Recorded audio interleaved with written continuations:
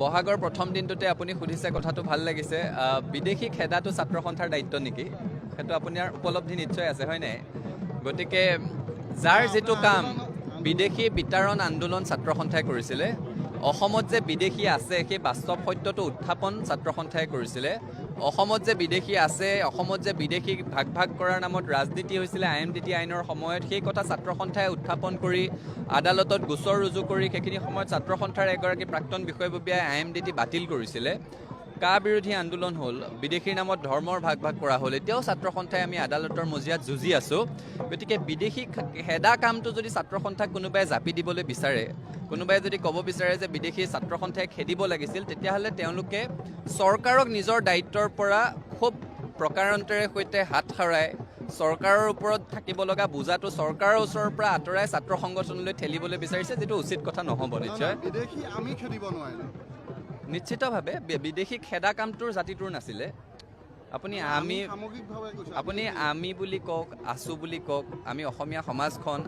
আমি খুব বলিষ্ঠভাৱে যুক্তি সহকাৰে ৰাইজক দেখুৱাই দিছিলোঁ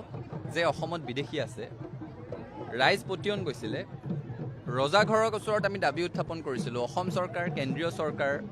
এতিয়া অসম চৰকাৰত আমাৰেই মাজৰ মানুহ গৈ গৈ চৰকাৰ গঠন কৰিছে তেওঁলোকে সময়ে সময়ে বিশ্বাসঘাতকতা কৰিছে কোনো এটা ৰাজনৈতিক দল বুলিয়ে নহয়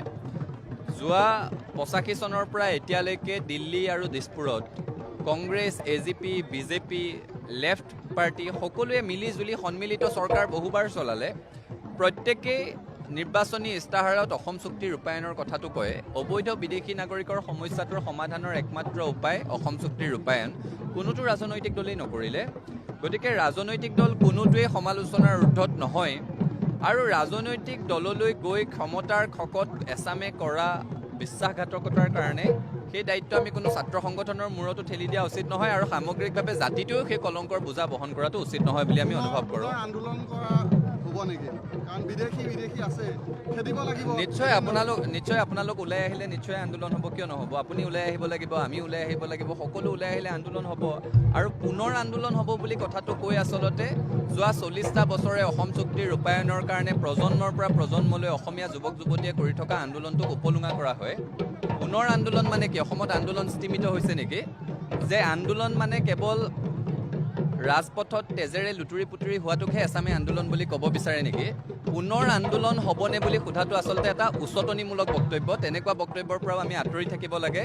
আৰু 40টা বছৰে অসম চুক্তিৰ ৰূপায়ণৰ কাৰণে প্ৰজন্মৰ পৰা প্ৰজন্মলৈ অসমত যুৱক যুৱতীয়ে আন্দোলন কৰি আছিল কাৰণেই 40টা বছৰৰ পিছতো অসম চুক্তিৰ 6 নং দফা প্ৰাসংগিক হৈ আছে 40টা বছৰৰ পিছতো আমি কথা পাতি আছোঁ যে অসম চুক্তিৰ 6 নং দফাৰ জৰিয়তে অসমীয়া মানুহক সাংবিধানিক সুৰক্ষা কৱচ প্ৰদান কৰিব লাগে সেই একেই 80ৰ পৰা 85ৰ ভিতৰত ভাৰতবৰ্ষৰ বিভিন্ন প্ৰান্তত আন সংগঠনৰ সৈতে আন ৰাজ্যৰ আন্দোলনকাৰীৰ সৈতে হোৱা চুক্তি কিন্তু আজি পাহৰণিৰ গৰ্ভত হেৰাই গ'ল অসম চুক্তি যে এতিয়াও স্মৃতিত জীয়াই আছে অসম চুক্তিক লৈ যে এতিয়াও মানুহে দাবী উত্থাপন কৰি আছে অসম চুক্তিৰ ৰূপায়ণৰ জৰিয়তে সাংবিধানিক সুৰক্ষা কৱচৰ যে এতিয়াও অসমীয়া মানুহে আশা কৰে তাৰ কাৰণটো এটাই যে অসমীয়া মানুহে প্ৰজন্মৰ পৰা প্ৰজন্মলৈ 40টা বছৰে আন্দোলন কৰি আছে সেই আন্দোলনক নস্যাৎ কৰি সেই আন্দোলনক তুলুঙা কৰি সেই আন্দোলনক উপলুঙা কৰি পুনৰ আন্দোলন হ'বনে বুলি উচতনিমূলক বক্তব্য আমি কোনোৱেই নৰখা ভাল সেইটো কাৰণে মই সকলোকে অনুৰোধ জনাইছোঁ